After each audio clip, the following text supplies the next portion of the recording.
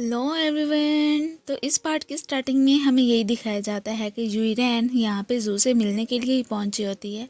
वो तो यही समझ रहा था कि शायद इसने मेरे साथ रिलेशनशिप रखने का डिसाइड कर लिया है, इवन कि ये मुझे पैसे देने के लिए आई है। बट ऐसे तो कुछ था ही नहीं। अब उसे तो सारी सच्चाई का पता था ना कि जू ने उसके साथ क्या किया, इसलिए वो अपने साथ एजेंट्स को ही लेके आई थी और उनसे कह के इसे पकड़वा देती है। अभी यहाँ पे उसे निमट के बैठी ही होती हैं कि तभी अचानक इसे ग्रैंडपा कॉल करके अपने पास से बुलाने लगते हैं। ये तो फिर फ़ौरन से वहाँ जाने ही लगी थी। दूसरी तरफ हमें फिर चेंग शुआन को ही दिखाया जाता है, जो कि इसे इसके पुराने हाउस से लेके आ गया था, जो कि इसकी ग्रैंडमा को होता है। वो जानता था कि इसने वो बैग इसलिए बेचने की कोशिश की थी ताकि वो पैसे जमा कर सके। मैं यहाँ पे वो इसे यही गुड न्यूज़ देता है कि मैंने तुम्हारे लिए ना यही तुम्हारे वाला हाउस बाय कर लिया है। ये सुन के वो तो काफ़ी ज़्यादा टची हो जाती है, इवन के इमोशनल भी। अब उसे रोते हुए ये थोड़ी ना दे सकता था, इसलिए यहाँ पे उसके टेयर्स साफ़ ही करने लगा था।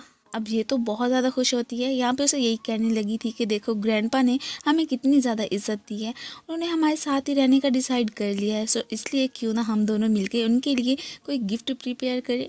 अब नेक्स्ट टाइम में यही दिखाया जाता है कि दोनों मिलके उनके लिए कुछ बना ही रहे होते हैं और साथ ही साथ मस्तियाँ करने में भी काफ़ी ज़्यादा बिजी होते हैं।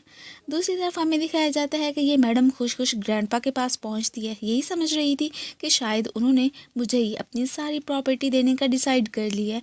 ग्रैंडपा भी इसे यही कहते हैं कि हाँ, कुछ अरसे पहले मैंने यही सोचा था कि मैं ना सारे शेयर्स तुम्हारे नाम कर दूंगा, बट नहीं, अब मेरे इरादे चेंज हो चुके हैं। मैंने ना चेंग शुआन और साथ ही साथ फिर शिया को भी ना कुछ देने का फैसला कर लिया। ये सुन के ये तो उन पे काफ़ी ज़्यादा भड़क जाती है कि आप ऐसा करने का सोच भी कैसे सकते हैं। इवन कि यहाँ पे इस मैडम ने उनकी न्यू वाली विल तो यहाँ पे फाड़ ही दी थी। साथ ही साथ उनसे ये भी कहने लगी थी कि अब तो आपके ब्लड रिलेटेड लोगों में से सिर्फ एक मैं ही तो बची थी, अब आप मेरे साथ ऐसे कैसे कर सकते हैं। मैंने इतने अरसे वेट किया कि आप मुझे ही सब कुछ दे देंगे, बट एंड पे आके आपने मुझे ही चीट कर दिया। अब यहाँ पे इनकी तबीयत तो बहुत ज़्यादा ख़राब हो जाती है। ये तो अब उनकी पुरानी वाली विल लेके ना वहाँ से चलती बनती है। इधर जैसे ही यहाँ पे पहुँचता है तो इसे असिस्टेंट के थ्रू पता चलता है कि एक्चुअली में मिस्टर ही की तबीयत बहुत ज़्यादा ख़राब हो चुकी है। इवन कि उन्हें हॉस्पिटल में भी एडमिट करवा दिया गया है और ये भी कि आज के दिन ही ना यूरेन ने फिर मीटिंग का अरेंज भी किया है।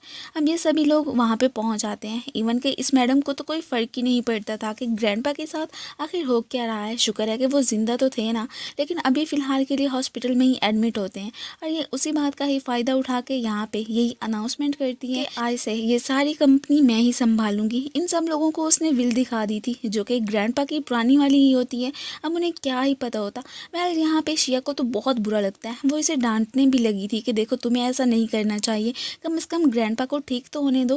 वेल अब जो भी है ना, ये तो उनकी कोई भी नहीं सुनने वाली होती।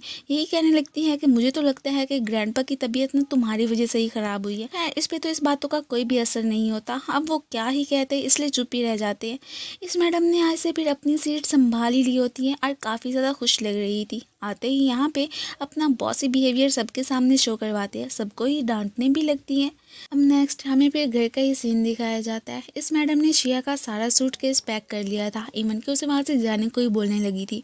वो कहती है कि देखो अभी फ़िलहाल के लिए इस मामले को ना तुम रहने ही दो, पहले ग्रैंडपा ठीक हो जाए, हमें उनके थ्रू सारी बात का पता चल जाए कि एक्चुअली में वो चाहते क्या हैं। अब फिर बाद में उनका जो भी ऑर्डर हुआ ना, मैं वही मानूंगी, तुम्हारा कहना तो मैं बिल्कुल भी नहीं मानने वाली हूँ। खैर ये सुन के इसे तो गुस्सा आ जाता है। ये तो अभी के अभी उसे वहाँ से जाने को ही बोलने लगी थी कि ये सब कुछ मेरा है और ये घर भी मेरा है, और बाकी रहे ग्रैंडपा, वो अभी हॉस्पिटल में ही है, इसलिए तुम्हें उनकी चिंता करने की कोई भी ज़रूरत नहीं है। अब इसके इस बिहेवियर से ये भी काफ़ी परेशान हो जाता है। इससे पहले कि इससे कोई भी बात करता, वो इसे यही कहने लगती है कि देखो मैं ना तुम्हें दो ऑप्शंस देती हूँ, या तो फिर मेरे साथ यहाँ पे रहो, या फिर अब सारी प्रॉपर्टी को छोड़ के ना शिया के साथ चले जाओ। तुम्हें तो यहाँ से कुछ भी नहीं मिलने वाला है, और वैसे भी इतने अरसे तुमने ये सब कुछ हासिल करने के लिए ही तो वेट किया ना, तो अब मुझे लगता है कि तुम मेरा कहना ही मानोगे। खैर वो क्या ही कह सकता था, इसलिए यहाँ पे शिया को जाने के लिए कह देता है कि देखो मैं तो यहीं पे इसके साथ ही रहूँगा। ये सब सुन के वो बेचारी इमोशनल होती हुई वहाँ से चली जाती है कि इसे मेरी ज़रा भी कदर नहीं है। वो ये सारी बातें अपने दिल से तो नहीं कह रहा था ना, उसके जाते ही फिर अपने आंसू साफ कर लेता है और इसके सामने ऐसे मुड़ के देखता है ना जैसे कि कुछ हुआ ही नहीं है। ये मैडम तो बहुत ज़्यादा खुश थी कि चलो कम से कम चेंग शुआन तो मेरे पास वापस आया ना। अब नेक्स्ट सीन में हमें शिया को घर में ही बैठे दिखाया जाता है। ये वापस आ तो चुकी थी, मन में यही सोच रही होती है कि कम से कम चेंग शुआन ने मेरे लिए ये तो एक अच्छा काम किया कि मुझे मेरा घर वापस वापस ला दिया। खाना खाते हुए उसे काफ़ी ज़्यादा मिस करती है, इवन कि उसके साथ सारे बिताए पलों को याद करने लगी थी। ये भी सोच रही होती है कि देखो मैं तो अपनी लाइफ में कितनी अकेली रह गई हूँ, और वो फिर उस जुई रैन मैडम के साथ ही बैठा कितना इंजॉय कर रहा होगा। ये सब कहते कहते बेचारी का दिल तो काफ़ी ज़्यादा दुख रहा होता है। इस मैडम ने ऑफिस में से ना इन तीनों की फ़ोटोज़ ही हटवा दी थी, और साथ ही साथ इस पे भी डोरे डालने की कोशिश करने लगती है। इवन के ये भी कहने लगी थी कि मैंने तो डिसाइड कर लिया है कि इस कंपनी को बेच के ना फिर हम जो भी पैसे मिलेंगे ना उससे पूरी ज़िंदगी ऐशो इशरत की गुजारेंगे। ये उसे यही कहता है कि देखो अभी फ़िलहाल के लिए ना तुम ये डिसीजन मत ही लो, तो यही बेहतर होगा, और वैसे भी ग्रैंडपा ठीक हो जाए और कंपनी कुछ बेहतर हो जाए तो इसके बारे में हम फिर बाद में ही सोचेंगे। अब साथ ही साथ इसका ध्यान भटकाने के लिए ये भी कहने लगा था कि मैंने तुमसे इंगेजमेंट करने के लिए तैयार हूँ। अब ये मैडम तो बहुत ज़्यादा खुश हो जाती है। ये तो चाहती थी कि अभी के अभी ना हम दोनों साथ में बहुत अच्छा टाइम भी स्पेंड कर ले। वेल इसके ये इरादे तो ये कामयाब बिल्कुल भी नहीं होने देता। यही कहने लगा था कि देखो अभी तुम्हें ना थोड़ा सा वेट करना पड़ेगा, वैसे भी मुझे जल्दी है, मैंने जाके ना कुछ तैयारियाँ वगैरह करनी है, आखिर को हमारी इंगेजमेंट सेरेमनी भी तो होनी है ना, वो तो मैं एकदम परफेक्ट चाहता हूँ। ये कहता हुआ फिर वहाँ से चला जाता है। ये तो उसकी इन बातों से ही खुश हो जाती है कि चलो कम से कम इसने मुझे अपनाने का सोचा तो सही ना। दूसरी तरफ घर पे हमें शिया को ही दिखाया जाता है। बेचारी इस वक्त फिर से उसके साथ सारे बिताए पलों को ही याद करने लगी थी। बेचारी यहाँ पे तो काफ़ी ज़्यादा इमोशनल हो जाती है, इवन कि उसकी आंख भी लग गई थी। अब थोड़ी देर के बाद अब जैसे ही यहाँ पे कोई डोर बजाता है ना तो इसकी आंख खुल जाती है। जब ये ओपन करके देखती है तो वहाँ पे फिर हमें चैंग शुआन को ही दिखाया जाता है, जो कि इससे यही कह रहा था कि देखो तुमने क्या समझा कि मैं तुम्हें छोड़ दूंगा, नहीं ऐसा कुछ भी नहीं होगा। यहाँ पे उसे यही कहने लगा था कि देखो मेरी मजबूरी थी इसलिए मैंने यूई रैन को चूज़ किया। एक तो मैं ये जानना चाहता था कि आखिर ग्रैंडपा की इस तबीयत के पीछे कहीं उसका हाथ है या किसी और का, और ये भी कि प्रॉपर्टी भी तो मुझे संभालनी है ना, आखिर को ग्रैंडपा इधर हैं जो नहीं।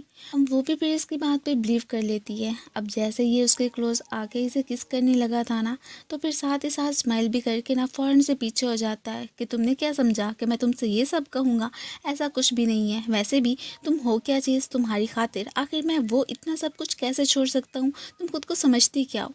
ये बेचारी एकदम परेशान हो जाती है कि ये क्यों भड़का हुआ है, इसलिए उसे रोकने की कोशिश करने तो लगी थी बट ये उसे धक्का दे देता है। इवन की ईवल से स्माइल भी इसे पास ही करके वहाँ से चलता बनता है।